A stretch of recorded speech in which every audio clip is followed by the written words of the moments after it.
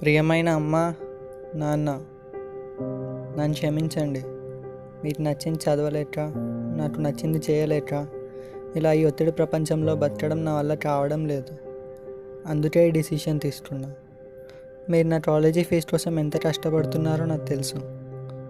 కానీ ఒకటి మాత్రం చెప్పగలను, మీరు అక్కడ ఎంత కష్టపడుతున్నారో ఇక్కడ నేను కూడా అంతే కష్టపడుతున్నాను. అయినా మీరు ఆశించిన ఫలితాలు రావడం లేదు. నాకు ఇది చదవడం ఇష్టం లేదు. చెఫ్ అవ్వాలనుకున్నా. ఇది మీకు చెప్తే మీరు ఎక్కడ కాదంటారో అన్న భయంతో చెప్పలేదు. కనీసం తమ్ముడినైనా వాడు నచ్చింది చేయనివ్వండి. నేను చేసిన బిర్యానీ మీరు ప్రేమతో పెట్టాలనుకున్నాను. నా కొడుకు చెఫ్ అని మీరు గర్వపడేలా చేద్దామనుకున్నాను. కానీ ఇవేమీ చేయకుండా వెళ్ళిపోతున్నా. అమ్మా, నువ్వు నా కోసం చేసే బిర్యానీ ఇటు నేను తినలేను. నాన్న, నువ్వు నా కోసం ప్రేమతో తెచ్చిన షూస్ ఇక నేను వేసుకోలేను.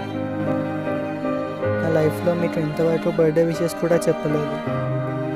మీ పుట్టినరోజు నాకు తెలుసు, కానీ నాకంటూ ఒక జాబ్ ఉండి నా ఫస్ట్ శాలరీతో గిఫ్ట్స్ కొని అప్పుడు నా విషెస్ చెప్దామనుకున్నాను. I'm sorry. హ్యాపీ బర్త్డే అమ్మా. హ్యాపీ బర్త్డే నాన్న. నాన్న, ఇది నా చివరి కోరిక. మీరు మందు తాగడం మానేయండి. లవ్ యూ అమ్మా. లవ్ యూ నాన్న.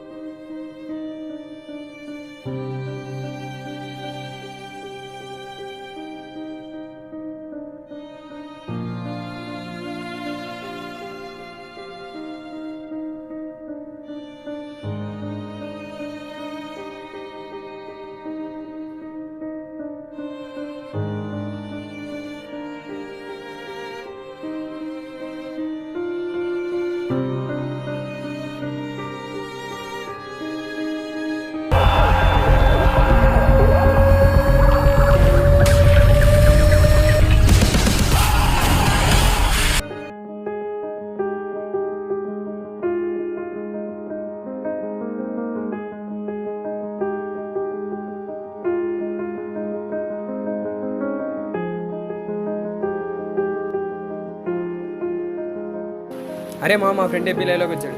అచ్చే ప్రతి ఓడు ఎఫ్బీ లైవ్లో ఏంట్రా? చూడరా అరసకుండా.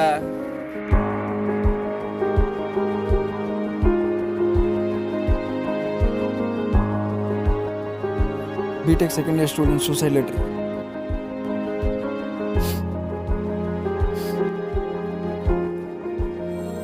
రే నిన్నే విను. ఈ లెటర్ ఈరోజు వాడు రాసి ఉండొచ్చు, కానీ ఏదో ఒకరోజు నువ్వు కూడా రాయాల్సి వస్తుంది. ఈ లెటర్ రాసి ప్రతి ఒక్కడికి చెప్తున్నా, నీకు కూడా. ఏరా బతకడం చేత కదా, సూసైడ్ చేసుకుంటావా? నువ్వు సూసైడ్ చేసుకుంటున్న ప్రాణం ఎవరిది? నిన్నే అడుగుతున్నా. దాన్ని చంపే హక్కు నీకు ఎవరిచ్చారో నాకు ఇక్కడే తెలియాలి. చనిపోవాలనుకున్నప్పుడు ఒక్కసారి కూడా నీకు మీ తల్లిదండ్రులు గుర్తుకు రాలేదా? నీ జీవితంలో వెలుగు నింపాలని వాళ్ళ జీవితంలో వెలుగును కోల్పోతున్నారు.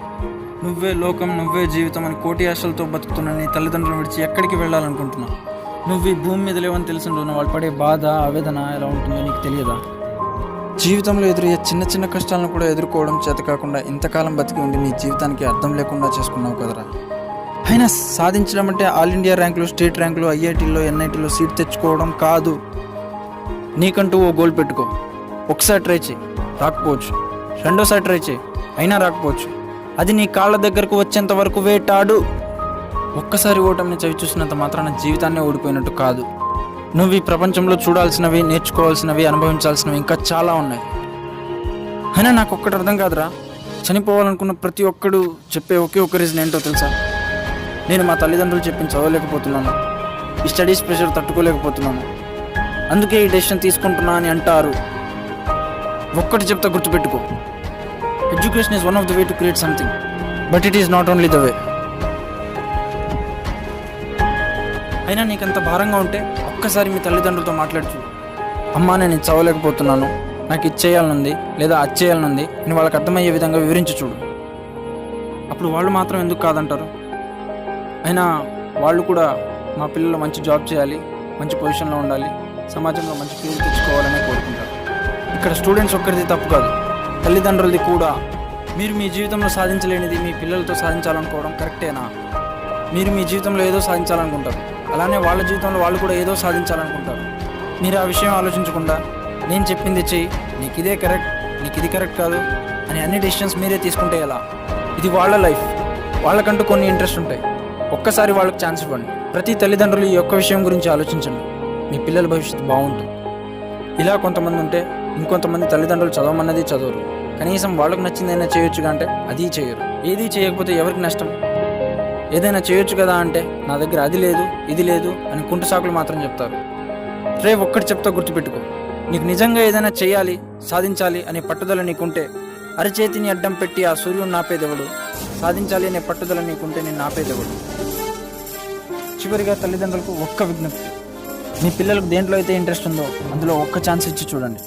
అక్కడ వాళ్ళు ఓడిపోవచ్చు, కానీ జీవితాన్ని చదువుతారు. స్టూడెంట్స్, ఒక్కటి గుర్తుపెట్టుకోండి, don't think that I have nothing to do, think that I have everything to do. జై హింద్.